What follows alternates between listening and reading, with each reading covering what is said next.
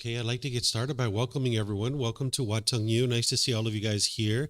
Welcome to everyone who's joining online as well. Today is the very first day of a 7-month program. We're going to be guiding students through the teachings of the Buddha, using this book as a guide to be able to help them understand the path to enlightenment. What I'm going to be doing today is guiding you in a meditation session, and then afterwards I'm going to help you to understand what are the teachings of the Buddha and what the teachings of the Buddha are not, as an introduction to the teachings of the Buddha.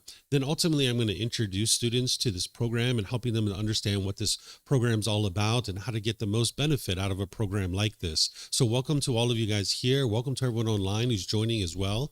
If you'd like to join for meditation, the way that we start is with some chanting to be able to ease the mind into meditation and get more benefit out of the meditation itself. It's important to note that during the lifetime of the Buddha, he used chanting as a way to help his students to be able to commit the teachings to memory, that every 2 weeks his students would come together and they would recite his teachings orally. So he used chanting as a learning tool or as a learning device. So you can see from the origins of chanting that this isn't a rite, ritual, ceremony, worship, or prayer, or anything like that. There's none of those kinds of things in the teachings of the Buddha. The Buddha didn't teach rituals and ceremonies and prayers and things like this. He taught you to do this inner work, this inner growth and development to be able to make your way to the enlightened mental state. So if you'd like to chant along, you're more than welcome to. There's chanting sheets over there on the cabinet. You can help yourself at any time to get a chanting sheet and you're able to chant along. For those of you guys that are online, you'll find this on our website at buddhadailywisdom.com. If you click on free books and scroll about 2/3 of the way down the page,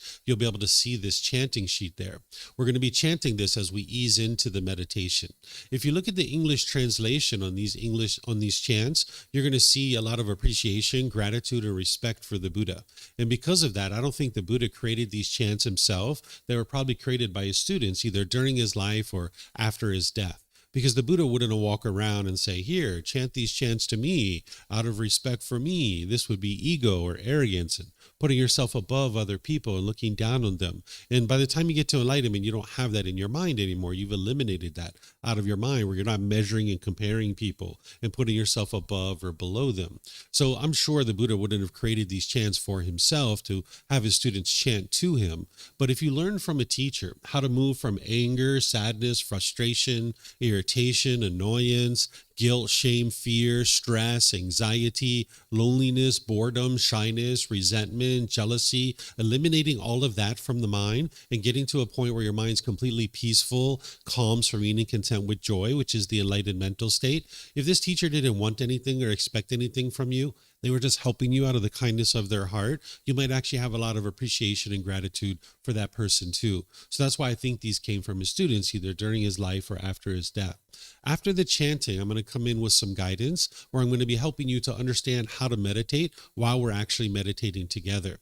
Then we'll go into a period of quietness where we're just all meditating. Everybody here at the temple and anybody joining online, we'll just all meditate. Now, during this period of time of quietness, I'm sure you're going to hear occasional sounds. This is normal. You might hear a car go by, a dog barking, a bird chirping, someone might cough or sneeze. This is completely normal. If you're in meditation with a craving for permanent silence, when you hear a sound, you'll cause your mind to be annoyed and frustrated. This is why you can eliminate your discontent feelings, because it's the mind itself that's actually causing them. So through understanding the universal truth of impermanence, where things are constantly changing in the world, you can rest at ease in meditation, understanding that whatever sound you hear, it is impermanent. It's going to arise, it's going to change, and it's going to fade away. And now you don't need to experience any annoyment or frustration as part of your meditation in just hearing a sound. We'll come out of that quiet period with some more chanting, and then that's where I'll start today's class, helping you guys to understand the teachings of the Buddha in this program and what the program's all about. In terms of your body position for meditation, there's 4 positions that the Buddha taught: seated, lying, standing, and walking. And you'll learn all these different positions as part of a program like this, where you'll be able to understand how to use these as different tools in your tool belt to be able to train your mind through meditation. What you're doing through meditation is you're training the mind. You're not training the body. There's multiple ways that you can meditate in terms of the position of your body, because the world is impermanent and not everybody's going to find the same position to be comfortable. So I'm going to introduce you to the seated position today, but then at later times in this program, I'm going to help students to be able to understand all the different positions and how they're used and why you might use one position versus another. So oftentimes people are starting in the seated position, so I'll give you guys some suggestions on that, but just understand what I'm sharing with you are recommendations for you to consider, because there's not just one fixed way to sit. Remember, you're training the mind here. You're not training the body. So you could be sitting on the floor. You could sit in a chair. Maybe if you're at home, you're on a bench or a sofa in a wheelchair. You can sit however you like. If you're on the floor, you might have some cushions under your rear. This will kind of help soften your seat a bit. And if you're going to bring your legs together in the cross-leg position, you might just choose to do that lightly. Whereas if they're real tight, this can impede the circulation in the lower body. You like to allow the circulation to flow. Some people like to put their legs off the mat. This gets your hips up in the air, and it lessens the angle at the hips, the knees, and the ankles, allowing the circulation to flow. In terms of your hands and arms, the Buddha put his right hand over his left with his thumbs together, and then he put this into his lap. And if this is comfortable for you, you could use it, but it's not about everyone doing it exactly the same way, because that would be permanence, and we don't live in that world. We live in an impermanent world. So some people like to put their palms on their thighs or their knees. Some people put their palms up. Some people rest their hands comfortably in their lap. So you can put your hands and arms wherever you like. The same thing's true for anybody who's sitting in a chair or a bench or a sofa or a wheelchair. You can also sit however you like. Some people like to put their feet flat on the floor or lightly cross at the ankles, but you can see me sitting in a chair here with my legs crossed. So this is an option as well. And then you can put your hands and arms wherever you like. In terms of your upper body, it's helpful if this is erect. With the sternum up and the shoulders back, it'll help keep the mind attentive and alert during the meditation. What meditation is a dedicated, active, purposeful training session where you're eliminating certain unwholesome qualities and you're cultivating certain wholesome qualities. So you'd like the mind to be attentive and alert during the meditation. Whereas if you were slouched, the mind would have a tendency to be dull or lethargic. But if you were real rigid, the mind could be overactive or uptight. So you'd like the upper body to be in the middle with the sternum up and the shoulders back, because not only will it keep the mind attentive and alert, but it'll make it easy for you to breathe in through the nose and out through the nose. So I'm going to get started with some chanting in order to ease into the meditation. You're welcome to join along, and then I'll come back in with some guidance afterwards. Arahang Samma Sambuddho Mahakeva Wat Tung Mahakavanang Apivateyami Savakato Mahakavata Tammo Dhammang Namasami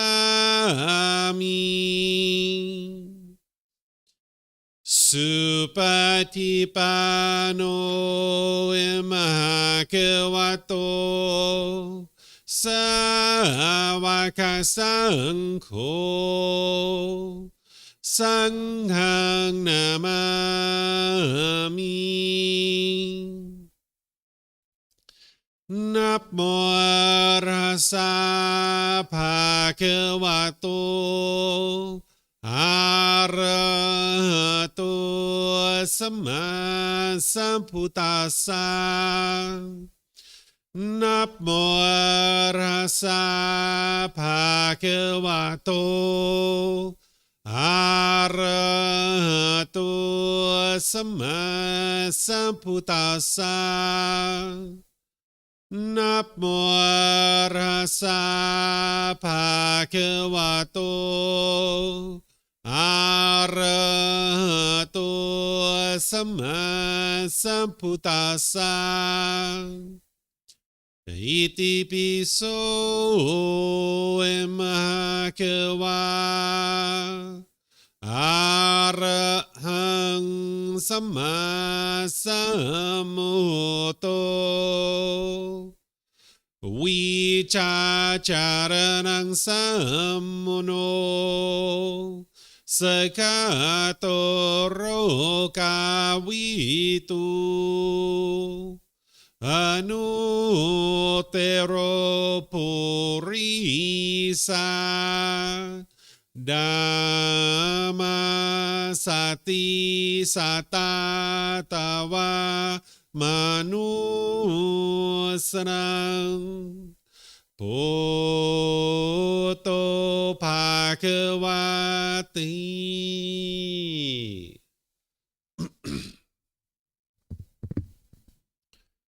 Okay, with the lower body and hands and arms comfortable, and the upper body erect, just close the eyes and start breathing in through the nose and out through the nose. Here, you'd like to just establish the breath, a nice, natural, steady, consistent breath, not forced or controlled, just a gradual inhale through the nose, experiencing the full breath. And then, whenever you're ready, exhale out through the nose. Breathing in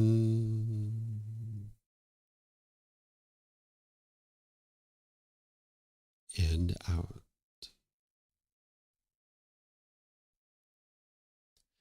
Breathing in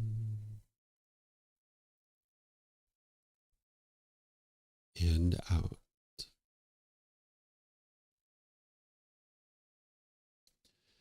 Your breath may not match up with the guidance that I'm providing, and that's okay.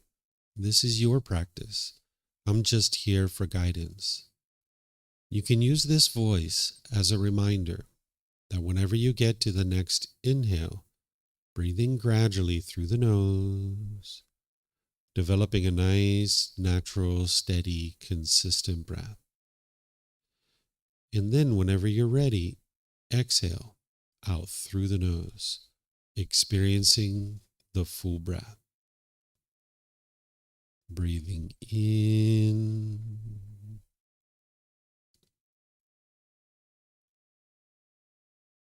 and out.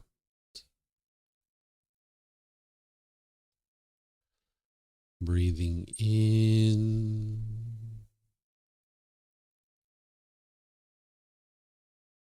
and out.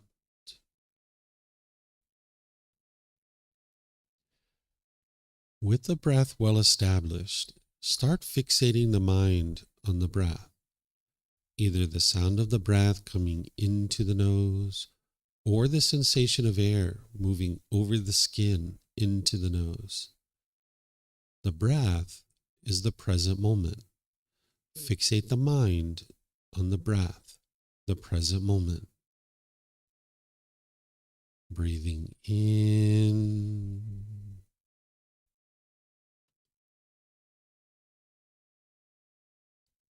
and out.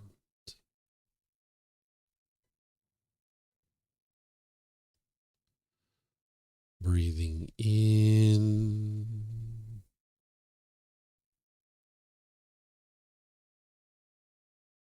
and out.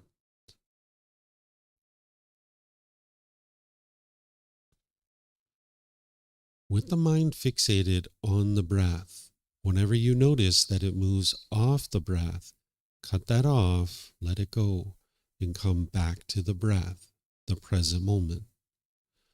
No need to observe the thought, label it, judge it, analyze it, or even try to figure out where it's coming from. Whenever you notice that the mind is moved off the breath, cut that off, let it go, and come back to the breath, the present moment. Breathing in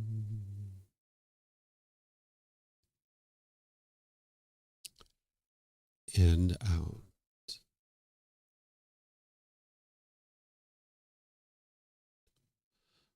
Breathing in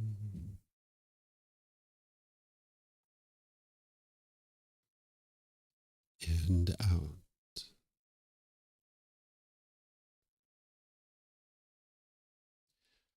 I'm going to be quiet now and let you do this work of focusing on the breath, cutting off and letting go anytime the mind moves off the breath. You have nowhere to go. There's nothing to do.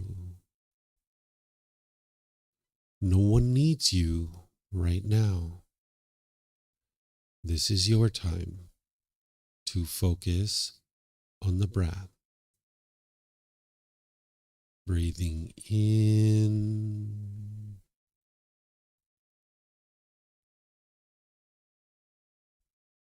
and out.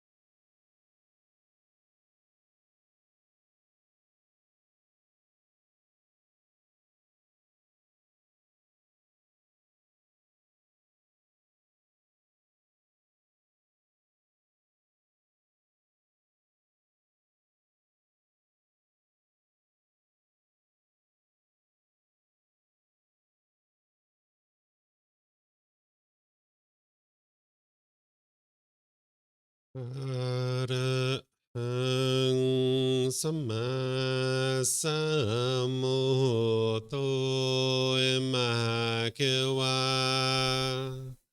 โพตังมหาเขวันนังอภิวาเตมิสวากขาโตมหาเขวตาธัมโมนามังนามัสสามิสุปฏิปันโนมหาเขวโตสาวกสังโฆสังฆังนามามินับโมอะระหะสะภะคะวะโตอะระหะโตสัมมาสัมพุทธัสสะนับโมอะระหะสะภะคะวะโตอะระหะโตสัมมาสัมพุทธัสสะนับโมอะระหะสะภะคะวะโตอะระหะโตสัมมาสัมพุทธัสสะอิติปิโสมหาเขวาอะระหังสัมมาสัมพุทโธวิชาจารนังสัมมุโนสกาโตโรกาวิตุ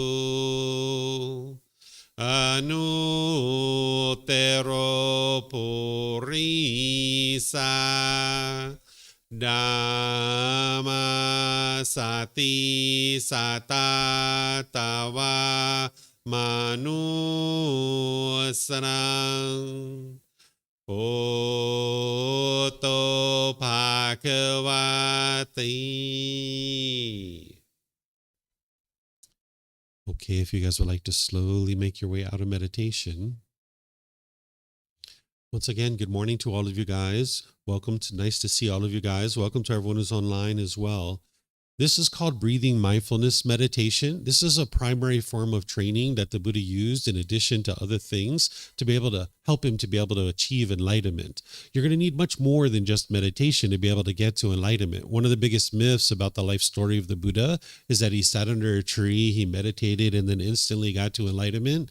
This isn't actually true. It took him 6 years to be able to gradually train his mind to get to enlightenment. But meditation is very important. So that's why as part of this 7-month program that I'm teaching, we're going to be diving into meditation on Wednesdays. That's where I'm going to be teaching meditation and helping students to be able to understand the ins and outs of that. We're going to be starting that coming up this Wednesday, where there's a 4-part series on meditation, breathing mindfulness meditation. So depending on where you are out in the world, in the internet world, that might be Tuesday evening or Wednesday morning. And if you're not available during those times, it's actually recorded. So you can watch it on our Facebook page, you can see it on our YouTube channel, or listen to it on our podcast.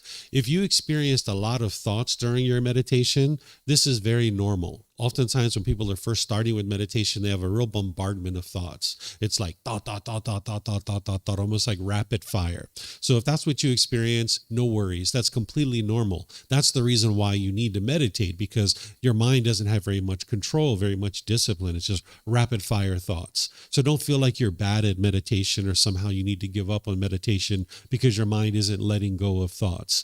The goal of this meditation isn't to eliminate your thoughts. Sometimes that's what people think based on the guidance.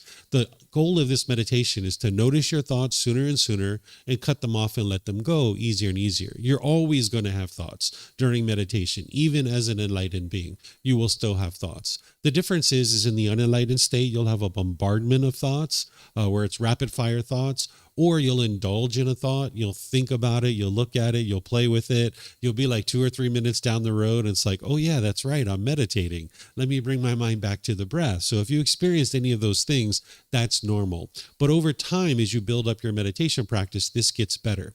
In fact, in this particular program, I'm going to gradually be expanding the meditation to be longer and longer and longer. So you get used to meditating for longer and longer periods of time. And what you would like to be doing is building up this meditation practice at home. So I'm going to be meditating with students during the classes, but you would like to be meditating regularly on your own. I'm going to be talking about this on Wednesday, how to build up your meditation practice. But between now and then, you could just be meditating at home about once or twice in the next couple of days. But ultimately, you're going to need to be able to bring up your meditation practice to 2 or 3 sessions per day. But between now and Wednesday, if you can get 1 or 2 in per day, that would be wonderful. And then on Wednesday, I'm going to teach all the ins and outs of meditation. What I'm going to do here is I'm going to introduce you guys to the teachings of the Buddha, helping you guys to understand what the teachings of the Buddha are and what they are not. And then I'm going to be helping you to understand what this program is all about. Because if you're here in Chiang Mai and you'd like to attend, you're welcome to attend. But also, you can attend online as well. So even if you're here traveling and you would like to attend this program as you travel or you go back home, we live stream all of our classes, we record them, so you can gradually learn the path to enlightenment and train your mind to get to this peaceful and joyful mental state that is the enlightened mind. As I talk today, I'm going to be pausing a few times to be able to open up for questions. And if you guys have questions, whether you're here at the temple or you're online, you can ask any and all questions that you like. Here at the temple, we have microphones in the white bowl there. We also have some up here in the front. If you could get a microphone, that would be helpful. You can take it back to your seat, press the gray button. You're going to see the lights come on, and you can hold this up to your chin so we'll be able to hear you here at the temple, and they'll be able to hear you online as well. If you speak here without a microphone, they won't be able to hear you online. And then you can keep these microphones with you because you might have more than one question, or someone around you might have a question, and you can just share the microphone with them. And if you're not using it, if you could turn it off, that'll be helpful so we don't get feedback through the speakers. Anybody who's online, if you would like to ask questions, you can put that into Facebook, YouTube, or Zoom in the comment section, and I'll be able to see that. Or if you're in Zoom, you can electronically raise your hand, unmute your microphone, and then ask any and all questions that you like that way. So I'm going to introduce you guys to the teachings of the Buddha by first helping you to understand what is a Buddha, right? This is the really best place to get started in introducing you to what the teachings of the Buddha are, is first just help you to understand what is an actual Buddha. A Buddha meets 3 primary criteria. The first one is that they get to enlightenment by themselves without the help of any teachers or any guides. Then the second criteria is that they're going to dedicate the rest of their life to sharing their independently discovered teachings with countless people. And countless people are going to get to enlightenment during that person's lifetime. Then they will preserve their teachings in such a way that countless more people will get to enlightenment after their death. So these are the 3 main criteria of what makes a Buddha a Buddha. Get to enlightenment by themselves, they dedicate their life to sharing their teachings, and countless people get to enlightenment during that period of time. Then they will preserve their teachings so that other people can get to enlightenment after their death. There's other criteria as well. The individual who's going to become a Buddha, they have a deep, profound memory. Even in the unenlightened state, they can remember countless details about their current life and their previous lives as well. In the average human being, there's a limited capacity in terms of your memory. This is why you think about the last 5 or 10 years of your life. You can remember pretty much the things that you've been involved in and what you've been doing. But if you think back to your childhood, you just have spotty memories. You don't have direct recall of everything you were doing in your childhood because your mind has a certain limited capacity. It's like a hard drive that there's maybe 500 gigabytes or 1 terabyte or something like that. And when you get to capacity, you need to delete old files in order to store new files. Well, an individual who's going to become a Buddha, their mind doesn't actually function that way. They have unlimited capacity to be able to remember countless details. So as they're experiencing life, they can remember all these things that they're experiencing in their current life and in their past lives too. They can remember quite a bit of detail from their past lives. And now they put together all that wisdom in their last life to be able to train their mind to get to enlightenment by themselves without the help of any teachers or any guides. That's how they do it, because they accumulate wisdom over multiple lifetimes. then an individual who is a Buddha can quickly determine the condition of someone else's mind by spending time with them. There are certain pollutions that are in the mind that are hindering it from experiencing enlightenment, and an individual who is a Buddha can actually determine those pollutions in other people's minds and then provide them teachings and guidance to be able to help them to eliminate those. They don't do that in an unsolicited way. They would only do that with their own students. This is one of the things that makes them so effective at helping countless people get to enlightenment, is they can observe in other people where their practices may be lacking and then provide them guidance to be able to help them. And then lastly, an individual who's a Buddha, they're going to be a living, breathing, walking example of their teachings. Whatever it is that they teach, they're going to be practicing those same things as well. They understand that they're teaching just as much through their spoken words as they are through their actions. So a Buddha is actually going to be practicing the same teachings that they actually teach. So these are the criteria of what makes a Buddha a Buddha. And this is a very rare type of individual in the world. There are some places that will tell you that everybody is a Buddha, but this isn't true. The Buddha never taught that. He explains in his teachings how rare it is that a Buddha exists in the world. The last Buddha that the world is currently aware of existed over 2,500 years ago. So you're going to be able to get to enlightenment and you'll be plenty pleased with that mental state, but you're going to need teachers and guides to help you. And you're not going to most likely dedicate the rest of your life to sharing those teachings. And you wouldn't have discovered those teachings on your own. It would have been through the help of a teacher that's done that. And you're not going to preserve the teachings for future generations because that's already what's been done by the Buddha. A Buddha would do that type of work. So you'll be plenty pleased with getting to the enlightened mental state, but you wouldn't be a Buddha at that point. Your mind's going to be completely peaceful and joyful. We're going to talk about this as we go in our class today. We refer to this type of individual who's a Buddha as a fully, perfectly enlightened one.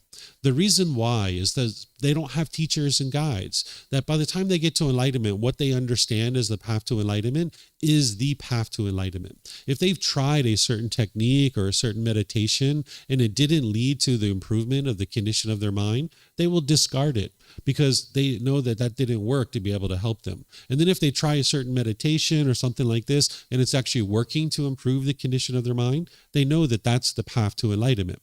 The average person who's studying with a teacher who's not a Buddha, if you learn a certain meditation technique, you won't necessarily know 100% whether it actually contributed to your enlightenment or not. So you might have actually gotten to enlightenment, but there's still a little extra baggage around that people will kind of tend to hold on to. So maybe 80, 90, 95% of what they've learned actually led to their enlightenment, but there's still a little bit of extra baggage around of things that they actually are doing that didn't lead to their enlightenment, but they're still doing those kinds of things. So that's why we refer to this type of individual as fully, perfectly enlightened, because they don't have teachers and they will discard anything that didn't contribute to their enlightenment. And now what they do is they spend the rest of their life illuminating the path, making it very clear for people of what it takes to be able to get to enlightenment. So this is what a Buddha is. And they're very significant in the world, very rare in the world, but very important because it helps others to be able to understand the teachings. The teachings will shine in the world when a Buddha is in existence. In terms of what the teachings of the Buddha are, I'm going to help you to understand that, and I'm going to help you to understand what the teachings of the Buddha are not. What the teachings of the Buddha are is it's a path to attaining enlightenment in this life through purification of the mind. The Buddha discovered certain pollutions that are in the mind, and then he discovered the tools and the techniques of how to uproot those pollutions and get them out of the mind. And as you do, you will see the qualities of enlightenment starting to shine through more and more. So even though we say you're attaining enlightenment, one of the ways to think about it is that your mind is already enlightened, but you have these pollutions that are in the way, hindering you from being able to experience it. One of the ways you might think about it is if there's the sun and there's clouds in front of the sun, you need to peel away the clouds in order for the rays of the sun to shine through. But the sun was always there. It's just that you couldn't experience the rays of the sun because they're being blocked by the clouds. So when you peel away the clouds, the rays of the sun will shine through more and more. The only difference in this analogy is that the clouds are going to eventually come back and block the sun again. But by the time you get rid of this pollution out of your mind, it will never come back again. Your mind will be permanently in that mental state where it's completely peaceful, calm, serene, and content with joy. This mental state of enlightenment, it's not a physical destination that you're experiencing after this life. So the Buddha's teachings aren't about believing a bunch of things and then hoping something good happens when you die. It's about learning, growing, and developing in this life to get to the point where your mind has been completely transformed. And as you do, you'll experience this mental state either in this life or at death, where the mind's completely peaceful, calm, serene, and content with joy. There's no condition that is producing this. The mind is just always in that state where it's just always peaceful and joyful. It's bright, it's cheerful, it's glad, it's uplifted at all times. Because when you have those pollutions that are in your mind, it's very challenging for you to be able to experience that. Instead, you'll experience these types of feelings up here in the unenlightened state. But by the time you get to enlightenment, you don't experience sadness or anger. You don't experience frustration, agitation, annoyance, guilt, shame, fear, stress, anxiety, loneliness, boredom, shyness, resentment, jealousy. All of this is eliminated from the mind because you've uprooted the causes and conditions that are producing it through purification of the mind, through training of the mind. It's those pollutions that are in the mind that are causing these feelings to occur. Oftentimes people think it's the outside world that's causing them to experience the feelings that they're having. You might think it's your mom and dad or your brothers and sisters or your boss or your coworkers or your life partner or your children or politicians or the news or some other thing. The mind blames everybody except understanding that it's your own mind that's causing these feelings. So next week in class on Sunday, I'm going to share the very first teaching of the Buddha where you can understand that it's your own mind that's causing these feelings, and you can independently verify this and see the truth for yourself that it's your own mind causing these feelings. And the beauty in this is that you can actually eliminate it. It's not about blame or fault or anything like that. It's about seeing true reality of what's truly happening. And now once you come to understand that it's your own mind causing these feelings, then you can actually eliminate them. That's the beauty in this. Whereas if it's other people that are causing these feelings, you'd never actually be able to eliminate them. So you can get to a point where you've eliminated all these feelings by eliminating the causes and conditions that are producing them. You're not suppressing the feelings or repressing them. You're not ignoring that they're there. You're actually uprooting the causes and conditions that are producing them so that they will no longer be experienced. By the time you purify your mind, you're going to notice a high degree of focus, concentration, clarity, and deep memory, because your mind's going to be performing optimally at this point. That in the unenlightened state, you will tend to lack those qualities. You will lack focus, concentration, clarity, and deep memory. But through training your mind, you'll see that those qualities will increase and enhance. You'll notice that you have deep wisdom about the world that other people don't necessarily have, that you'll understand how the world functions and how things happen on a day-to-day basis and why they happen the way that they do. If you've ever watched the news or you ever heard from a friend or family member and you're just like, I don't understand why they keep doing that. I don't understand why this is happening. That's because the mind's living in a world that it doesn't understand. And you can overcome that by cultivating wisdom, and you'll get to a point where you deeply understand why things happen in the way that they do in the world. You might not agree with the way that they're happening, but you'll at least understand why they're happening. And this will create some peace and some joy in your mind because you'll understand the causes and conditions that are leading to these things. By the time you get to enlightenment, you'll notice that you're polite, kind, friendly, and respectful to everybody and anybody. In the unenlightened state, you'll have difficulties with that. There's probably certain situations where you're impolite, unkind, unfriendly, and disrespectful. And as long as you keep doing that, it's going to damage your relationships, and that's all going to come back to you in your relationships. So you can get to a point where you're not doing that anymore, that the mind's been purified of these pollutions, and you'll find it very easy to be polite, kind, friendly, and respectful to people. But in the unenlightened state, that'll be very difficult, and it's almost like a burden carrying around this heaviness. But when you train your mind to not do that, you'll find that it's actually easier to be polite, kind, friendly, respectful to people. And it just keeps your life so wonderful because as you're being polite, kind, friendly, and respectful to others, you'll see more and more of that coming back to you. But when you're bitter and harsh and hostile to people, you're going to see that coming back to you in your relationships. So because you're not causing harm to others and you're being so polite, kind, friendly, respectful for an extended period of time as you're getting closer and closer to enlightenment, you'll see your personal and professional relationships really blossoming. They will be at ease, or you won't have that bitterness and hostility anymore. So you'll experience more and more improvement in your relationships. You get to the point where your relationships are all harmonious, where you don't have difficulties and struggles in these relationships any longer.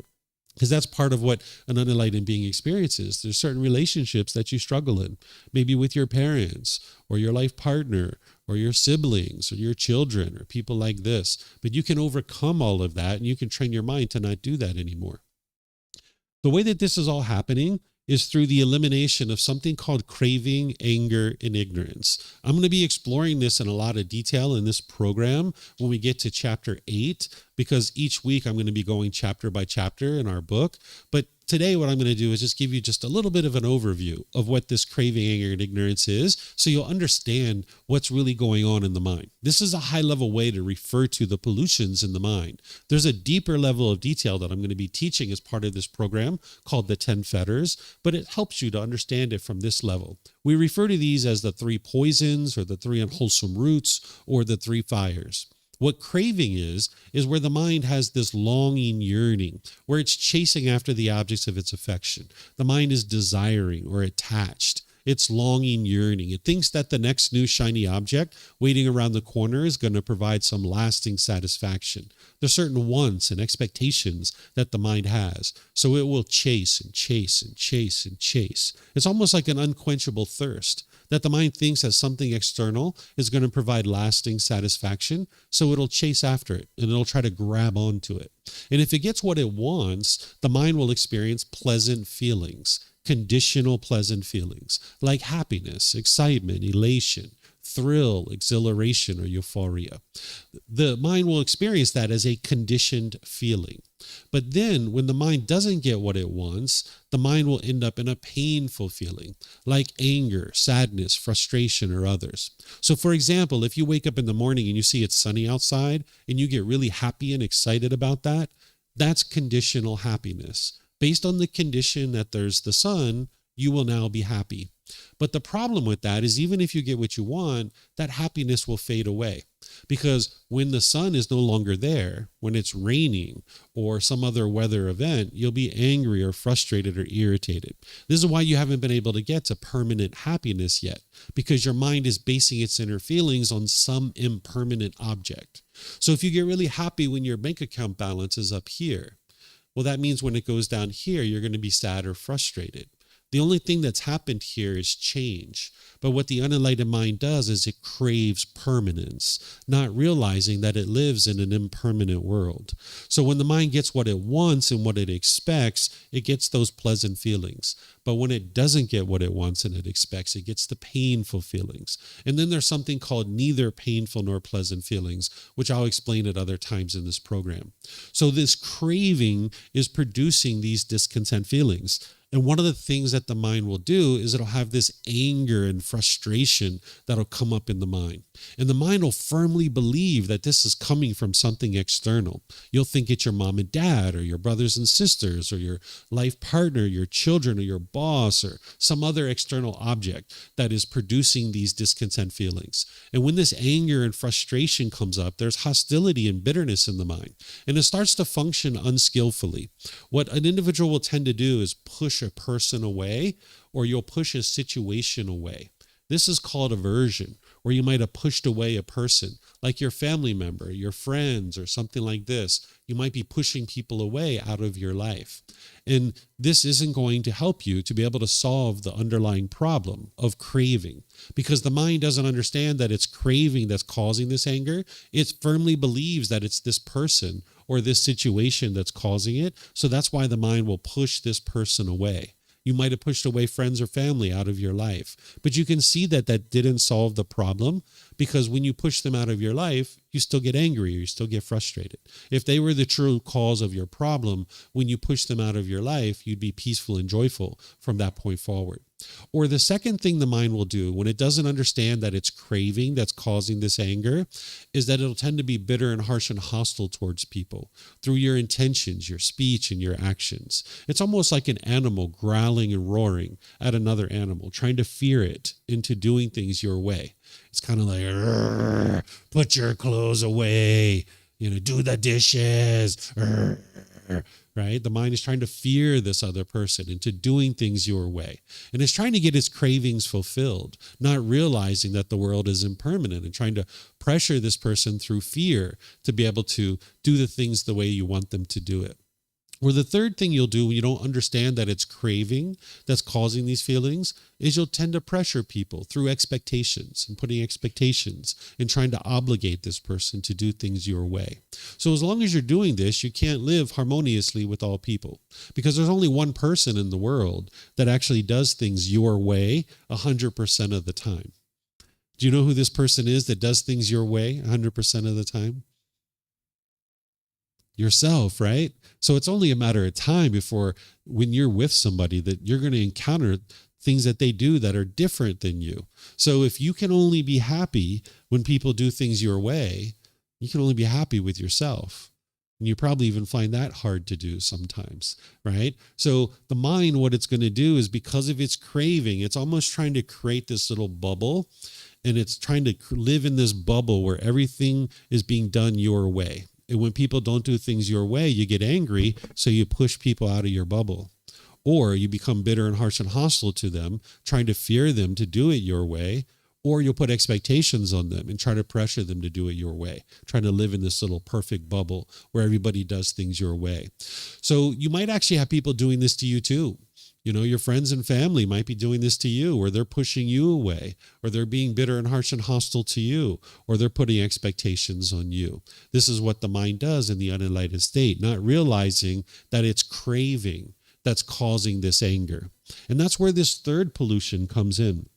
It's referred to as ignorance. I use the phrase unknowing of true reality, because the Buddha wouldn't have spoke to people in derogatory and degrading ways. People are translating his words into English, and the common way that people will translate it is ignorance, right? But that's a derogatory, diminishing, and degrading way to refer to someone. I would never refer to anybody as ignorant, right? Instead, a better way to think about it is the unknowing of true reality. Lack of wisdom, confusion, that the mind just doesn't understand what it doesn't understand in the unenlightened state. The mind doesn't understand about craving, that the mind is actually causing its own discontent feelings. The mind in the unenlightened state, because of its lack of wisdom, will firmly believe that it's other people that are causing these feelings. And it'll continue to go through the world blaming other people for what you're experiencing. But it's physically impossible for someone to insert a feeling into your mind. It's physically impossible for that to occur, right? Any kind of things that are experienced inside your mind, it's coming from inside your mind. It's not other people that are inserting something into your mind. That's physically impossible, right? So it's this lack of wisdom, or this confusion, this misunderstanding, this misperception, that the mind just doesn't understand true reality and how the world truly works. That's this ignorance, or the unknowing of true reality. So while we call it craving, anger, and ignorance, it's really because of ignorance that craving and anger continues in the mind. If it wasn't for this ignorance or this lack of wisdom, the mind would have already eliminated its craving and anger. But because the mind lacks wisdom, craving continues to exist and anger continues to exist. So what you're doing on this path to enlightenment is you're cultivating wisdom. That's what's going to solve all of this. That's what transforms that ignorance into wisdom. And now when you cultivate wisdom, you will gain the wisdom of how to clean up your mind and eliminate craving and eliminate anger. So the Buddha's path is all about cultivation of wisdom. There is no belief in the teachings of the Buddha. With belief, you don't know what's true or false. You're just believing it because somebody convinced you to believe it, or you convinced yourself to believe it. You need to get to a point where you know and understand the world through wisdom, that you've independently verified things. And I'm going to help you to understand how to do that. Because the Buddha, when he talks about awakening to enlightenment, what that means is to cultivate wisdom. The Buddha is helping you to be able to understand the natural laws of existence, because the mind in the unenlightened state doesn't understand the natural laws. It doesn't understand how the world truly works. And when you don't understand wisdom and how the world truly works through natural laws, you will tend to struggle and have difficulties. This is what we all did when we were children, that when we didn't understand the natural law of gravity, we struggled and we had difficulties. We fell down, we hit our head, we bumped our elbows, we broke our toys, and we cried and cried and cried because we didn't understand the world that we lived in. But slowly but surely, we cultivated wisdom about this natural law of gravity. We never believed in this natural law. We could actually see it for ourselves. There it is. Right? We're not believing that the natural law of gravity exists. We can see it with our own eyes. We've independently verified it. And we've cultivated wisdom about that natural law. And that's why now we don't struggle with it any longer. We tie our shoes a bit tighter. We look at the surface of the sidewalk when we're walking. We stop being so giddy and bouncing around like a kid all the time. And now we can do things like climb ladders, ride bicycles, get on airplanes and fly all over the world, because you could say that we are fully awoke to the natural law of gravity, meaning we've cultivated wisdom and we make wiser decisions. And that's why we experience improved results. We don't struggle and have difficulties with that anymore. In fact, if we fall down now as an adult, we might actually start laughing, right? Because we think it's kind of funny a little bit, right? Whereas a kid, oh my gosh, we were so upset when those kinds of things happened, right? So what you're doing on this path to enlightenment is you're cultivating wisdom about the natural laws of existence. There's certain natural laws that are affecting you, whether you're aware of them or not. Just like the natural law of gravity, we weren't aware of it when we were a child, but it was affecting us, whether we were aware of it or not. There's other natural laws that are in this world that, if you're not aware of them, they're still affecting you. So the Buddha, what he's doing in his teachings is he's explaining to you these natural laws and helping you to be able to see these natural laws. Part of that is how your mind operates and how the world around you operates. And now as you cultivate wisdom about that through learning, investigating the teachings, examining those teachings, then reflecting on them to verify if they're true or they're false, and then practicing those teachings, integrating them into your day-to-day life, this is where you'll cultivate wisdom and you'll be able to see the truth. So the teachings of the Buddha in getting to enlightenment isn't just purely intellectual. It's not about just studying a bunch of books and you're going to get to enlightenment. Yes, you're going to need intellectual understanding. That's why you come to a class like this. That's why you read the books that a teacher is sharing with you. That's why you are learning those things to intellectually examine what's being shared. But then you don't believe those teachings. You move it into reflection to be able to independently verify through your own direct experience whether this teaching is potentially true or is it false. And now when you independently verify it through your own direct experience, you start moving it into your practice and you start practicing and making decisions through those teachings on a day-to-day basis. And where you see that it's improving the condition of your mind in your life, you're seeing your relationships improve, you're seeing the condition of your mind improve, that's how you'll know that that teaching is true, because it's leading to improvement in your day-to-day life. And now over a long-term period of time, you'll consistently cultivate wisdom, making better and better decisions in your day-to-day life, and the condition of your mind in your life is gradually improving. So you're awakening to what we refer to as the natural law of Gama. Now, some people might have heard this referred to as karma. This is the Sanskrit way of referring to this. It's a certain language, but the original teachings of the Buddha are in the Pali language. So we use the word Gama in this particular tradition because that's the Pali word. If this translated to just one English word, I would use that, but it doesn't, unfortunately. It doesn't translate to just one English word. Essentially, what this means is cause and effect, or action and result, the results of your decisions. Whenever you make decisions, either wisely or unwisely, you're going to experience results. Those results are your karma. So when you make decisions wisely, you will experience wholesome karma, or wholesome results. When you make decisions unwisely, you will experience unwholesome results, or unwholesome karma. So this isn't anything mystical or magical. It's not about punishments and rewards. It's not about who's to blame or who's at fault. There's no, entity or being who's overseeing this and dishing things out. It's literally like a sequence of events. Whenever you make a certain decision, you're going to experience a certain result based in that decision. So the more that you understand this natural law and you making decisions through it, that's where you'll experience more and more results in your day-to-day life of wholesome karma, or wholesome results. So for example, if I was walking down the beach and wind was blowing in my face and I'm kicking up the sand and the sand is blowing in my face, if I'm like, this is good luck or bad luck, or this is destiny or fate, or this is God who's doing this, or some entity called the universe that is controlling what I'm experiencing. Or if I started blaming this on other people, then I'm not seeing true reality. I don't understand that the reason why I'm getting the sand blowing back in my face is from my decisions. But when I start to understand that, and I start to understand the natural law of karma, and there's a sequence of events here that is leading to me experiencing the sand blowing back in my face, well, if there's anything in your life that you don't particularly care for, and you would rather that that thing not occur, all you need to do is cultivate wisdom, make different decisions, and you'll experience different results. That's the beauty of the natural law of karma, that you can cultivate wisdom, make different decisions, and you'll experience different results. And now you can completely transform everything that you're experiencing in your life, getting to a point where you're living an ideal life, where you thoroughly enjoy each and every aspect of your life. That's what the Buddha is guiding you to be able to get to. And the way that you do this is by learning and cultivating wisdom of the natural laws of existence. The main natural law that you're learning is the natural law of karma.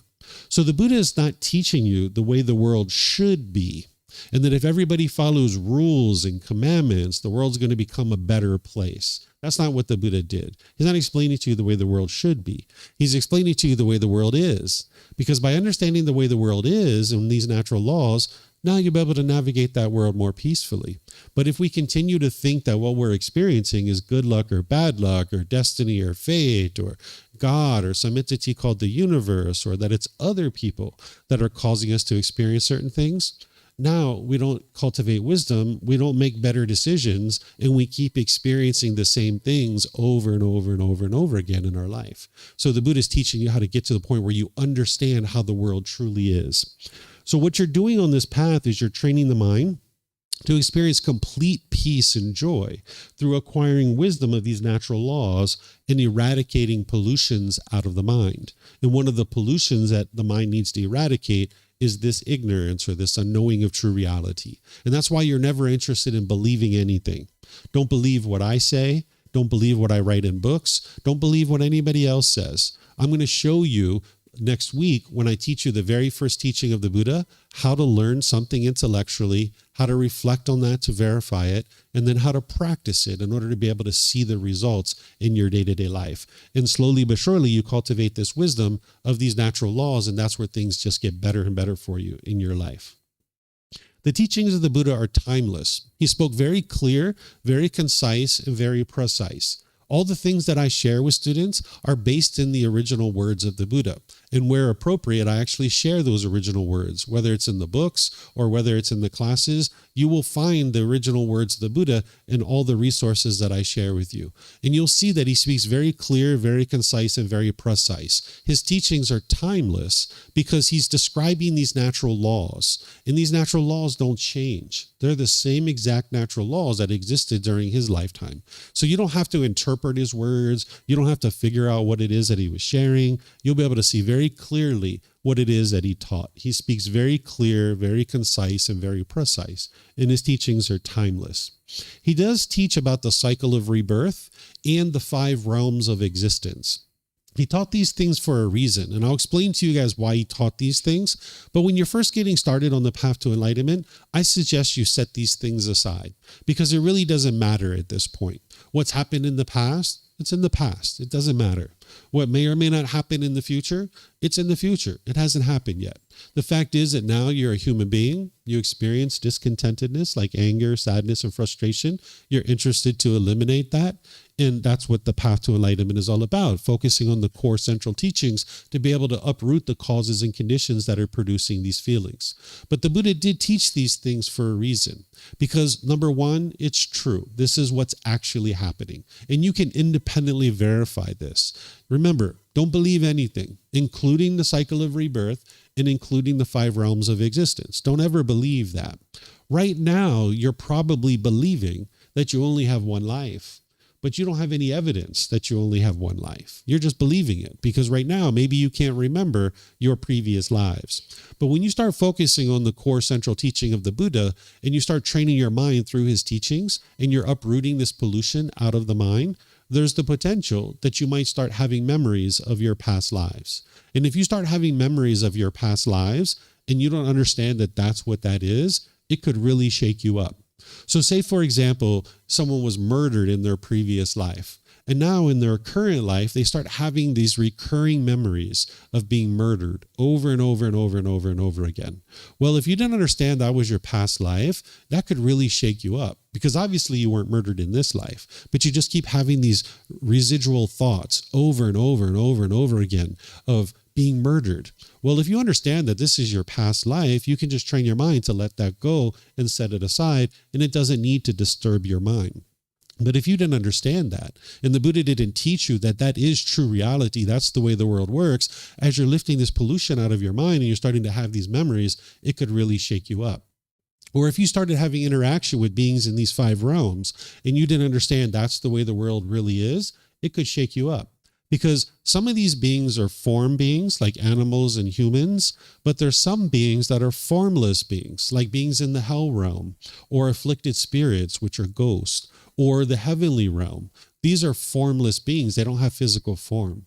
But some people can actually see these beings. And if you started seeing these beings, you might actually think that you're going crazy if you didn't understand that that is the way the world is, that you don't have to be scared of that ghost. You don't have to be scared of that hell being or that heavenly being, because oftentimes people think that these realms are in some far distant world where the heavenly beings are way up in the sky and the hell beings are deep down in the core of the earth. This isn't true.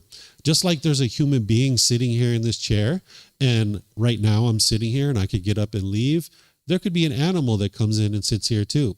Right? There could be a cockroach that sits here, most likely. There could be a dog. There could be a gecko. There could be anything that could come and sit here.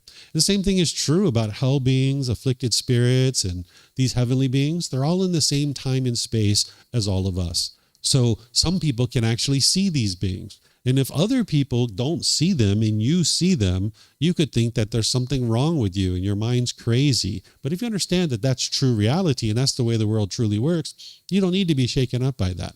And then lastly, some people can actually hear these beings speaking, because again, they're in the same time and space as us. And if you hear these voices, you could actually think you're going crazy because other people don't hear it. But just like you're at a restaurant and 2 tables over, somebody could be talking particularly loud. And now in this particular situation, you can tune that out and you can train your mind to not be affected by that. You can do the same thing with these beings in the hell realm, the afflicted spirit realm, and the heavenly realm. If you're not interested in paying attention to what it is that you're hearing in that communication, you can train your mind to ignore that. But if you didn't understand that was true reality, it could really shake you up. So there's 17 different ways that I've documented that you can independently verify the cycle of rebirth. And I've put this in our book series. It's in volume 11, chapter 105. But it's in volume 11, chapter 105 for a reason. You shouldn't feel like you need to rush out and go look at these things right now. But this is something that students can get to at some point if they would like to. The Buddha did teach about this being of God. Sometimes people think that the Buddha didn't teach about this being. You'll hear some people say that the Buddha rejected God, or the Buddha denied the existence of God. Or you'll hear some people say that when the Buddha was asked a question about God, he said it was irrelevant and he didn't answer it. This is not true. Anybody who says those things, they haven't penetrated into the teachings of the Buddha close enough. Because if you look at the teachings of the Buddha closely, he did teach about this being.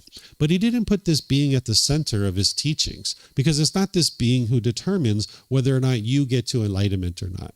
Instead, he put you at the center of his teachings, because it's your decisions that determine whether or not you get to enlightenment. So you can actually get to enlightenment with a relationship with this being, if that's what you would like to do, or you can get to enlightenment without a relationship with this being, if that's what you would like to do. So there's a point in our program where I'll help you guys to understand this being more closely, but just understand that this being isn't at the center of these teachings, because it's not this being who determines whether you get to enlightenment. There isn't any kind of worship or praise. You don't need to fear this being. It's not this being that's punishing you or rewarding you.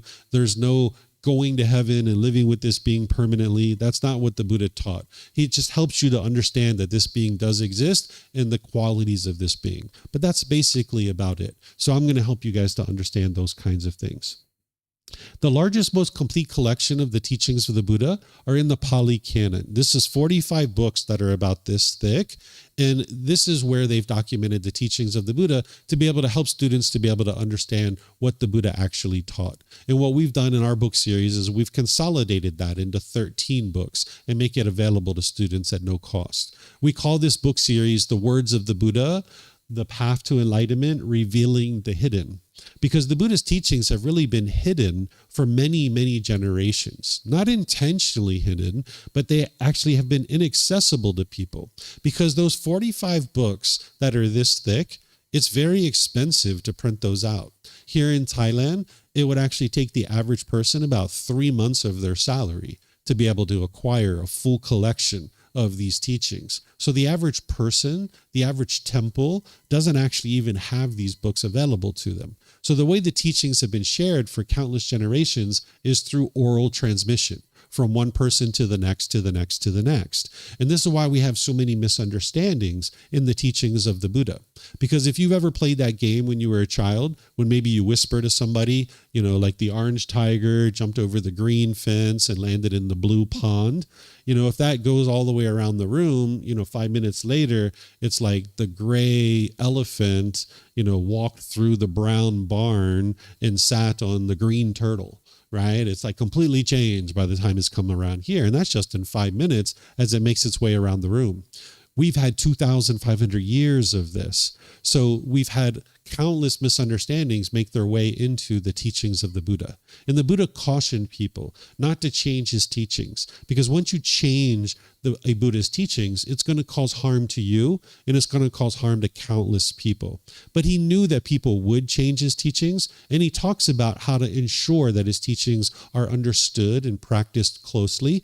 And those are things that you're going to be learning as part of this program, about how to cut through this impermanent nature of these teachings and getting to a point where you can see true reality and you'll know what did the Buddha teach and what he didn't teach. So lastly, the teachings of the Buddha, what they are, is to heal from what hurt you so that you never need to hurt ever again. That's what the teachings of the Buddha are for. It's to do this inner work, this inner growth, this inner development. What's hurting you is not the outside world. It's what's going on inside your own mind. It's the inner world that needs to be worked on. So the teachings of the Buddha are to heal from what hurt you so that you never need to hurt ever again. And as you heal from this and you do this inner work, you'll get to a point where your mind's peaceful and joyful. And it's a permanent mental state that you never need to experience mental anguish and all these other discontent feelings ever again. So I'm going to pause here and see if you guys have questions on what the teachings of the Buddha are. Remember, we have microphones for you guys here, and online you can put this into Facebook, YouTube, or Zoom, or you can raise your hand in Zoom and ask any questions that you like. So is there anybody here online that has questions? See some questions here on YouTube. Let's see what we've got. A bunch of hellos. Hello from Mumbai. Hello, hello. Teacher, who translated the Pali to English? Are the Pali Canon translated into all languages? What was the time frame of this translation? So to answer your question is that there definitely has been a significant amount of work in translating the Pali Canon. I don't think that it's in every single language. I know that it's in the Thai language. We have it in the English language. There's probably other languages that probably have it as well. The translations that I have, the bulk of the translations were done by a monk, an ordained practitioner named Bhikkhu Bodhi, but there's about 4 to 6 different translators. And these 4 to 6 different translators were translating in all these different ways. So what I did is I brought all of this together and I updated the word choices so that it would read from just one author. So when you're reading the translations that I share, they're unique to what it is that I share, but the bulk of those translations were done by Bhikkhu Bodhi over the course of 27 years that it took him to be able to translate all of that. And then it took many years for me to be able to bring it into the format that it's in now and update the word choices. So there's been a lot of commitment and dedication to be able to provide this. And I know that these particular teachings that I share will definitely lead to an individual's enlightenment. And this is the word choices that is going to help you to be able to understand what the Buddha actually taught. But then I teach you, don't believe those words in these books. You need to learn it. You need to reflect on it and practice it. Let's see if we have any other questions. All right, I don't see any other questions. So now let me share with you guys what the teachings of the Buddha are not. This is another way that I actually teach, is I'll share something with you of what it is, and then I'll share with you what something is not, because that actually helps you to understand what something is by understanding what something is not. The teachings of the Buddha are not a collection of beliefs, doctrine, concepts, opinions, or views that'll produce some type of pleasant afterlife if you believe in them, and an unpleasant afterlife if you don't believe in them. In fact, the teachings of the Buddha aren't even about an afterlife. It's about right now, getting to a wonderful life now.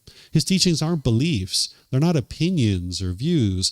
They are truths that you can independently verify. He's explaining to you the natural laws of the world. And because you're living in this world, you can learn those teachings, and then you can independently verify them through your own direct experience. So the Buddhist teachings aren't about belief. It's not about rules. It's not about opinions or views. It's about helping you to be able to see true reality. Because there's going to be things that I share with you that are completely opposite of the way you currently think about the world right now.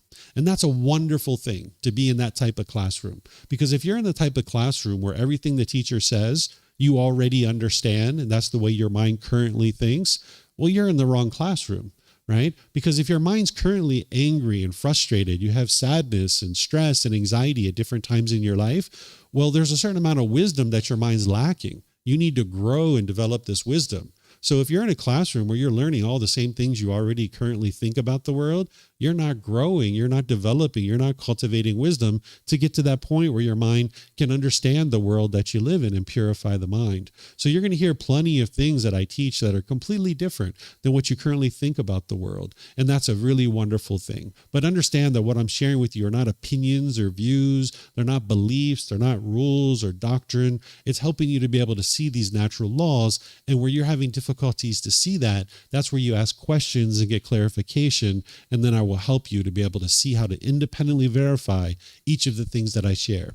Because everything that I share, I've already independently verified it. So if you are having difficulties to do that, you just ask me, David, how can I independently verify that? And then I will help you to be able to see how to independently verify it. I think of the teachings of the Buddha as not a religion, but this really comes down to how you think about religion, right? If you think about religion as one person at the top telling everybody else what they should or shouldn't be doing, or if you think about religion as having rites, rituals, ceremonies, worship, and things like this, or if you think about religion as having rules and commandments that everybody must follow, and that's what's going to create a peaceful world, well, in my opinion, the teachings of the Buddha aren't a religion, because the teachings of the Buddha don't have any of these things. Depending on what you've been exposed to in your life, you might have actually been exposed to some of these things thinking that those are the teachings of the Buddha. But there's not just one person at the top of Buddhism telling everybody else what they should or shouldn't be doing. There are absolutely no rites, rituals, ceremonies, or worship in the original teachings of the Buddha. Those things have made their way into modern temples and the mind of different people today, but those are huge misunderstandings in people's minds. The Buddha didn't teach rites, rituals, ceremonies, and worship because it doesn't lead to wisdom. You need to be able to cultivate wisdom about the natural laws and do this inner work and this inner growth, this inner development. There's no amount of water that I can sprinkle on you that's going to help you improve your relationship with your boyfriend or your girlfriend. There's no amount of strings that I can tie on your wrist that's going to improve your career. Right? You need to cultivate wisdom. That's why the Buddha didn't teach rites, rituals, ceremonies, and worship, because it doesn't lead to improvement in an individual's life. So if you've been exposed to those things, just understand that those are misunderstandings, and the Buddha never taught any of those things. He also didn't teach rules and commandments. He's teaching you these natural laws and then inviting you to be able to learn them, reflect on them, and practice them so you can see the truth for yourself. So I don't think of the Buddha's teachings as a religion. It's this better way of life of transforming your mind and training your mind to get to this point where you can experience the peace and the joy. If you've been taught through punishments and rewards, that's not the way the Buddha teaches. He doesn't teach through punishments and rewards. That's not what he's doing. So his teachings are not that. Also, his teachings are not mystical or magical or superstitious or auspicious things. He says very clearly in his teachings that there's nothing superstitious and auspicious in his teachings. So if you actually have been taught that way, then that's not the teachings of the Buddha. Also, these teachings are not something to attempt to force or convince other people to do. Sometimes when you come to a place like this, they will load you up with a bunch of things and then they will send you out into the world in order to convince other people to do these same type of things. That's not the way the teachings of the Buddha work. This path is for you to learn, grow, and develop. It's a path of inner work and inner discovery and inner growth. It's not about convincing other people to do something and pressuring other people to do something. In fact, that's what you're working to eliminate from your practice and no longer be doing those kinds of things. If you've spent any amount of time on social media, and you might have seen these short little catchy phrases, and they'll say, the Buddha, right? It's like a little meme or something like this. If you've seen any of those kinds of things, I've researched a lot of them. 99.99999% of the time, it's not even from the Buddha. It's a quote from like the last 50 years or 100 years or 200 years. It has nothing to do with the Buddha's teachings at all. He doesn't have these little short, catchy phrases. His teachings are very deep and very meaningful, very profound. He has these discourses that really explain to you what's going on in the world. And you can't do that in short, little, catchy phrases. So if you're seeing these little short, catchy phrases, in most situations, they're actually conflicting with what the Buddha actually taught himself. So just because you see something that has the name the Buddha slapped on it, don't think that that's from the Buddha. Don't believe that. You need to be able to know for yourself what was actually taught, because that can be misleading for you. And then lastly, what the teachings of the Buddha are not, is they are not teachings that are stuck in a cultural past and that they degrade or disparage other people. Sometimes when you think about somebody teaching 2,500 years ago, you might think that, oh, maybe they're outdated or they're stuck in a cultural past, or maybe he degraded and denigrated, women, or maybe he degraded and denigrated people who have same gender relationships or something like that. That's not true. You will never see any of those kinds of things in the teachings of the Buddha.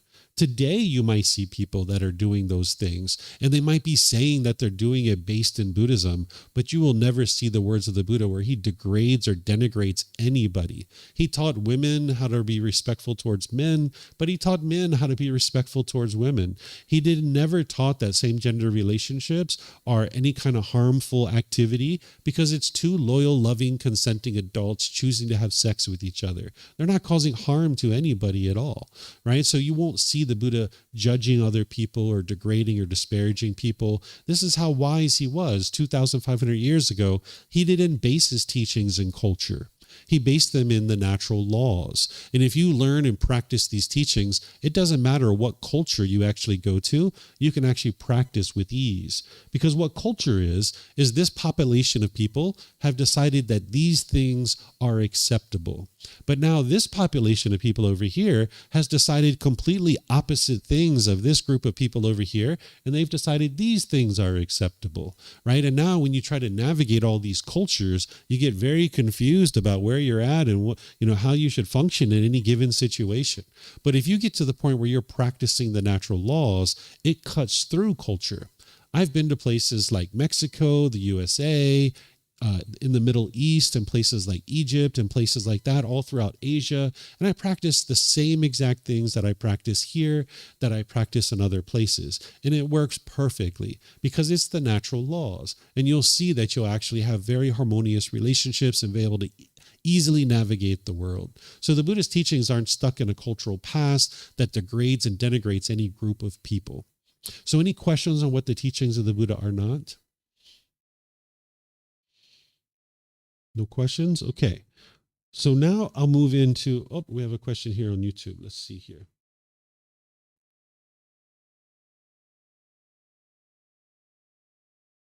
So that question you're asking about your workers and how to ignore that, I'll get to that in future classes. Now I'm introducing this program. This is a question that you're asking is more specific to something else that I'm not going to be teaching today. Okay, so just a little summary of what I was just teaching you. What a Buddha is someone who's gotten to enlightenment by themselves without the help of any teachers or any guides. They dedicate the rest of their life to sharing their independently discovered teachings with countless people, and countless people will get to enlightenment. Then they preserve their teachings in such a way that countless more people will get to enlightenment. This is a very rare and unique type of individual in the world, and the last one that the world's currently aware of existed over 2,500 years ago. That's what a Buddha is. The path to enlightenment is a journey of growing, learning, discovering, being reflective and introspective to do this inner work of cultivation of wisdom and developing a life practice where you're essentially becoming a better and better human being. You're moving to a higher consciousness where you're interacting in the world in better and better ways. What enlightenment is a mental state where you've trained your mind to get to a point where it's completely peaceful, calm, serene, and content with joy. There's no more discontent feelings in the mind. It's physically impossible for an enlightened being to experience any discontent feelings. Okay, so this is what I was just teaching you. Now, to understand these teachings and really what they truly are, is it's to heal from what hurt you so that you never need to hurt ever again. This is a statement that I share frequently because you need to be able to understand that the teachings of the Buddha do this inner work, this inner growth and inner development. This is what the teachings of the Buddha truly are. It's for you to become a better and better person, experiencing improvement in your mind and getting to this better way of life. Now, what the program is, I'm going to explain what this group learning program is, how you can be successful in it, and the way that I actually teach. So this program, what it is it's a live, interactive, either in-person or online classes where I'm sharing the path to enlightenment. I teach it here on Sundays, Sunday morning at 9 a.m. and Sunday night at 9 p.m. And I live stream it from here because like right now, the people in Europe are sleeping and they can't attend this live class. So that's why tonight at 9 p.m. I'm going to be teaching this class again so that no matter where you are, there's a live class available to you. And for people in North, Central, and South America, you'll have two options available to you where you could attend, Saturday night or Sunday morning. People in Australia right now can be learning and stuff like that. So I've organized in such a way that no matter where you are in the world, there's a live class available for you. And where you miss that live class, there's recordings to be able to help you to be able to learn. So on Sundays and Wednesdays at 9 a.m. and 9 p.m., I'll be teaching. The 9 p.m. class on Wednesdays, I do this from home. I don't do it from here. But the 9 a.m. class, I do it from here. But either way, it's going to be online. On Sundays, I discuss a chapter from this book. I usually go chapter by chapter by chapter. The first several classes, we're not going to be starting at chapter 1. I'm going to explain that to you in a moment. But by and large, what we're going to be doing every Sunday is going chapter by chapter in this book, which you can get for free. So we'll start with meditation, and then I'll share a talk on the teachings, and then there'll be question and answers throughout the talk. And then on Wednesdays, I'm going to be teaching meditation, and then you'll be learning about the Pali chanting through the meditation, and then there's going to be opportunity for questions and answers. There's a Facebook group that has daily posts that I post there, and students will ask questions in there as well. So if you would like to get into the Facebook group, you can actually access that, and there's ability for you to learn through there as well. There's a book, audiobook, there's a video library, there's podcasts and quizzes. It's all available at no cost. If you would like to get access to this book, you can download it from our website at buddhadailywisdom.com. It's completely free. You can take it and go print it yourself. You can get printed versions here by reimbursing us for the printing cost, or you can order it on Amazon. And now with a version of that book, you can be learning in the classes and you can be learning from the book because there's certain things that are in the classes that aren't in the book. And there's certain things that are in the book that aren't in the classes. So a combination of the two, you'll be able to fully learn what it is that's being shared with you. And at the end of each chapter, there's links that take you to these quizzes. If you would like to use those to confirm your understanding, that'll help you as well. There's ongoing support where you can ask questions. There's essentially 4 ways that you can get help. You can ask questions in these live classes. You can post in our Facebook group, and I'll be the only one who answers your question. You can send a private message, or you can schedule personal guidance where you schedule online or you schedule in person, and we'll meet one-on-one. Because it's one thing to learn in class, but it's a whole other thing to apply it to your day-to-day life. So if you would like to meet privately, there's an unlimited number of times that you can do that, where I'll sit down with you and help you to understand how to apply the teachings of the Buddha in a specific situation that you're having difficulties and challenges with. with. So you can think about the teacher like maybe like a tour guide that we're pointing out for you the things that you need to learn and understand. And then it's you that's doing the work. You're not a devotee. You're not a follower. You are an independent practitioner who's looking to cultivate wisdom. And you're coming to a teacher like a tour guide to point out for you the things that you need to learn and understand. So you'll do that in classes and courses, retreats, through books and videos, but you also have personal guidance sessions that you can do that as well. You might even think about a Buddhist teacher like a life coach, where we're kind of coaching you and guiding you, not telling you what you should or shouldn't do in your life, but providing you the guidance that you need based on you being interested in receiving that guidance. The reason why somebody would take a program like this is to attain enlightenment. That's what an individual would be interested in, is to grow and develop to get to this point where the mind's actually enlightened, where it's peaceful, calm, serene, and content with joy, where they've eliminated these discontent feelings, where they're able to peacefully meet the challenges of their day-to-day life with wisdom instead of struggles and difficulties, where they can improve their personal and professional relationships. They can increase the way that their mind functions in terms of focus, concentration, clarity, and memory. And then also as part of this, you will eliminate the cycle of rebirth and not continue to come back into the world over and over and over and over again. The way that you integrate these teachings into your day-to-day life is that you would like to attend weekly classes where you're just dripping the teachings into your mind little by little by little. That's what the Sundays and Wednesdays are for. And then there's in-depth courses, like 5-day courses and retreats that I teach that you can take either here or online, because I live stream those as well. So you would like to be slowly dripping the teachings into your mind through learning in person or online. And then this book, you would like to be reading about 10, 15, 20 minutes a day. Most of the chapters can actually be read in about 15 or 20 minutes, the entire chapter. There's a few chapters that'll take you about an hour or so, but I suggest you break those up into about 10, 15, or 20 minutes. It's kind of like taking a big bite of pizza. If you were to try to chew on that, it'd be very challenging for you to digest it and swallow it. But if you take small little bites, it's easier to chew it and digest it. So it's the same thing with this, that you need to not just plow through the book and hurry up and get to the end. Sometimes that's what people do with like a novel or a storybook. They'll kind of plow through the book because they want to know what the ending of the story is. They want to know what's the ending of the story. So I'm going to explain to you what the ending of the story of this book is so that you don't actually have to plow through it. And you can take your time to independently verify it. The ending of the story of this book is that you get to enlightenment. You get to a peaceful and joyful mental state. So now just take your time and gradually make your way through this book, because you need to actually independently verify what it is that you're reading. You're not just interested in sitting down for 2 or 3 hours and plowing through the book, because you can't independently verify all of that content that you digested in 2 or 3 hours. So just take your time and gradually walk your way through that. Then you're going to need to build up a regular practice of generosity where you're giving and sharing with the people around you. This is going to train your mind to let go, because with that craving, desire, attachment in the mind's holding on. It doesn't want to let go. So the breathing mindfulness meditation is helping your mind to let go, but so is generosity. And we're going to be talking about this throughout the program, but this is something that you'll need to build up in your day-to-day life, is where you're practicing generosity. You're going to need to work on improving your moral conduct.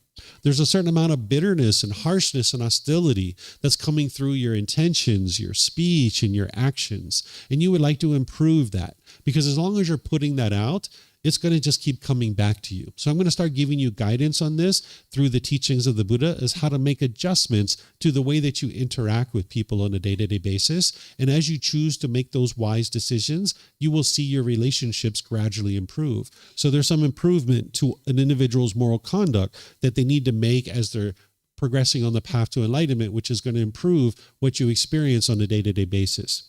And then you're going to need to build up your meditation practice. I'm going to help you with all of this stuff. Starting next week, I'm going to dive into the teachings of the Buddha and start to really uncover all of this for you of how to build this practice. This is called the way of practice, where the Buddha was asked during his lifetime, what are 3 simple things that I can be doing on a daily basis in order to be able to make my way to enlightenment? He shared to practice generosity, to improve your moral conduct, and then meditate. These are the things that you're doing on a daily basis. Regularly practicing generosity, improving your moral conduct, and then meditating. This is the 3 simple things that you can be doing as you're getting your arms around all the other teachings that it takes to be able to clean up the mind. Just like when we were a child and we learned how to clean this body and people taught us how to do that, what the Buddha is teaching you to do is to clean up this mind. Because if you haven't learned how to clean the mind and you don't have that wisdom, of course you have stress and anxiety. Of course you have frustration and agitation. Because if you didn't clean this body for several days, weeks, months, or years, you would walk around being pretty uncomfortable. So if you haven't been cleaning your mind, this other part to this being who you are, well, of course you're uncomfortable in certain situations. So you just need the wisdom of how to clean the mind and things will just get better for you. So that's what the Buddha is helping you to be able to understand. And then as you need help, you seek guidance from a teacher. That's what a teacher is here for, is for you to be able to seek guidance. You can reach out at any time. If you look at our website, you'll see all my contact information. You can reach out and I'm here to help you. So this is the book that you would like to get. It's available from our website. It's the first book of the book series that I share. So feel free to download this or take it and go print it, get printed versions here, or you can order it on Amazon. This is the book that's going to guide our program. And you'll see that at a certain point, I'll be going through this chapter by chapter by chapter. Okay, so I've basically already covered all of these things. The only thing that I haven't really covered on this particular slide is down here, is if there's things that you've learned in the past about the teachings of the Buddha, as challenging as it may be for you, you're going to need to set those things aside because oftentimes people have learned things that aren't actually true. And for those of you guys that maybe have studied other places already when I've been teaching so far, you're probably hearing things that are very opposite of what it is that you've learned in other places. And again, that's very helpful for you. So as challenging as that's going to be, you're going to need to set those things aside, and that's going to help you to be able to see true reality of the teachings of the Buddha. So you can digest this content through Facebook, YouTube, or on Zoom. You can use the recording or you can use the live classes. And everything that I'm sharing with you is going to be able to be independently verified for yourself. And that's what's going to lead to the mind cultivating wisdom and getting to the point where it's enlightened. I'm going to help you to build up a breathing mindfulness meditation practice and a loving kindness meditation practice, in addition to all the other teachings that you need to be able to make your way to enlightenment. So I'll share this with you guys, is that when you're starting a new program like this, sometimes people have really high hopes. They have a lot of expectations. It's the very next craving. It's the next thing that they're chasing after. And you'll see a lot of people join at the beginning of a program. And then over time, people's minds become complacent and they'll kind of slowly start to diminish the number of people that are actually attending a program like this.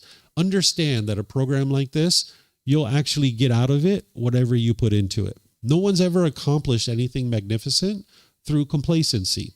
If you're complacent, if you're dull, if you're lethargic, if you're unwilling to put in determination, dedication, and diligence to learning and growing and developing, well, then you're not going to experience the true results of what's capable for you to experience. But if you put in effort and energy, dedication and determination to reading each week, to attending classes, to building up your meditation practice, to improving the way that you interact in the world with your parents and your siblings and your life partner and people like this, you'll see results and you'll see improvement. It's like climbing a mountain and getting to the top of the summit, right? Like when you're walking up the mountain, it can feel very challenging. When you're at the bottom of the mountain, it can be like, wow, that mountain's so tall. I don't know if I can ever climb that mountain. But if you just focus on one step at a time, next thing you know, you're halfway up the mountain. And the beauty about climbing this mountain is once you get to the top, you don't need to come back down, because the mind getting to enlightenment, it's a permanent mental state. Typically, when you climb up a mountain, you get a beautiful view, you get fresh air, but then you got to come back down, right? When you train your mind to get to enlightenment, you don't need to come back down from that. It's a permanent mental state that you'll be experiencing for the rest of your life. And then lastly, just to kind of share with you guys what I'm going to be doing over the coming weeks, is on Sundays, this first class is just a welcome and introduction to the group learning program. But the second, third, and fourth Sunday, I'm going to be taking this central teaching of the Buddha, which is the Eightfold Path, and I'm going to be breaking it down into the 3 sections, the wisdom section, the moral conduct section, and the mental discipline section. We're going to hone in on those in 3 separate Sundays and really making sure students understand this core central teaching of the Buddha and what he actually taught on this important topic. So I'm not going to be going through the book. on the first several Sundays, I'm going to be instead really diving in detail into this central teaching. This is actually chapter 4 and 5. So if you're interested in reading, it is chapter 4 and 5, but we're going to also cover that later in the program as well. But we're just going to dive into this central teaching so that in 3 classes, you'll have your arms around, at least at an introductory level, what the Buddha taught with this central teaching. And then on the 5th class, I'm going to be teaching the 10 fetters. These are the 10 pollutions that the Buddha discovered in the mind. And everything that he's teaching you is how to uproot these out of the mind. But by the 6th Sunday, that's where I'm going to start with chapter 1. And then from there forward, I'm going to be every Sunday teaching chapter by chapter by chapter by chapter. So you have some time here to be able to acquire one of these books and start to read. And then there's going to be this preliminary information that by the time we get to the 6th Sunday, you will have seen a good portion of the path to enlightenment before we ever get started with chapter 1. Then on Wednesdays, I'm going to do a 4-part series on learning breathing mindfulness meditation, helping students to build that up because that's the meditation that you start with. Then on the 5th, 6th, 7th, and 8th Wednesday, I'm going to be teaching loving kindness meditation and helping students to build that up. And then from that point forward, each Wednesday, I'm going to be alternating between breathing mindfulness meditation and loving kindness meditation, where I'm just going to be guiding students in meditation, and then I'm going to open up whatever questions students have. But these classes here, I'm actually going to be teaching meditation and helping students to build this practice up. So do you guys have any questions on anything that I've shared today? Anything you'd like to ask? No questions? Okay, we have some more coming in here on YouTube. Okay, you're welcome. I see everybody just saying thank you. Thank you. Okay, you're welcome. Pleased to help you guys. Okay, so I don't see any questions anywhere else throughout our platforms here. So what I'm going to do then is I'm just going to end class the way I typically do, which is say thank you so much for being interested in learning the teachings of the Buddha. Thank you for taking time out of your day to come here and train your mind to be a better person, because this is helping you, it's helping all those around you, and it's helping all of humanity. As you become kinder, gentler, more peaceful and joyful, it's helping you, it's helping those around you, and it's helping all of humanity become a better place. So thank you for your dedication to that. If you guys would like to learn more here at the temple, we have a bulletin board over there that'll share with you all the options for you to be able to learn. Like today at 6:30, we have a meditation that I'm going to be doing here that syncs up with the Sunday night walking market. And there's other options for you to learn over there as well. And there's even like parties and social events that we have on Fridays at 6 p.m. and stuff like that. So you'll see all of that on our bulletin board on our website as well. So those of you guys here, have a very lovely and wonderful rest of your day. Those of you guys that are online, have a wonderful day. Whatever you choose to do, be well and take care. And perhaps I'll see you guys in another class. Take care. Sawadee krap.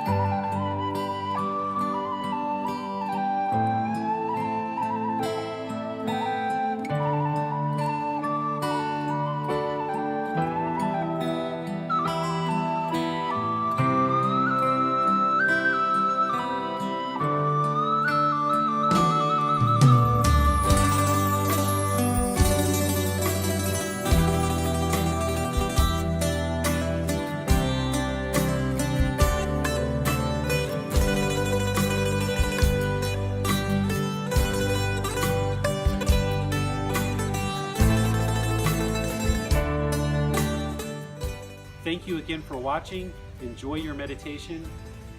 Look forward to seeing you online and answering any questions that you might have. Thank you so much.